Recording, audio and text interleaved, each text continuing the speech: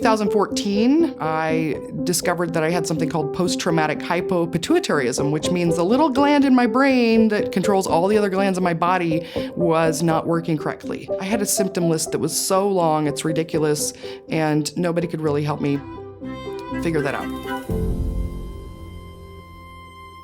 Hi, my name is Carole Freeman, and I'm from the Seattle area, and I'm a certified nutritionist. I'd remembered about this much learning about a ketogenic diet for treating epilepsy when I was in school. And I reasoned that, well, epilepsy is something that's not working quite right in the brain.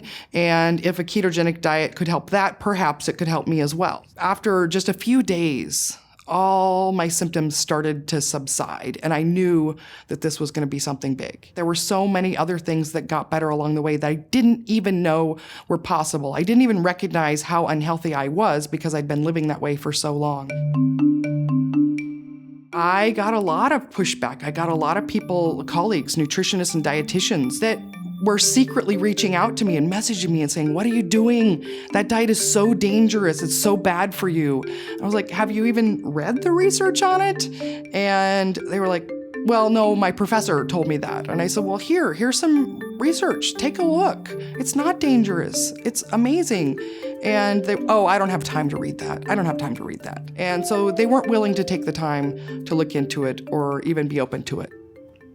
An area of passion for me and why I have both a degree in nutrition and psychology is that it's so important to address the things that make us fall back into old habits. And the truth is the only diet that actually really works is the one that you can follow long term.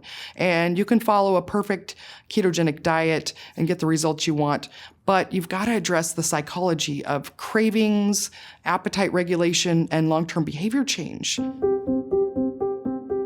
The great thing is that following a ketogenic diet, it doesn't make you feel restricted. It actually gives you freedom. And all of the women that I've worked with, they all share that same experience that finally, first time in my life, after decades of dieting, I finally feel this freedom, this calm and peace around food and my body, and I'm no longer obsessed with what I'm eating, what I shouldn't eat or should eat. I can't imagine going back to my former high-carb life where I was constantly hungry. I was obsessed with food.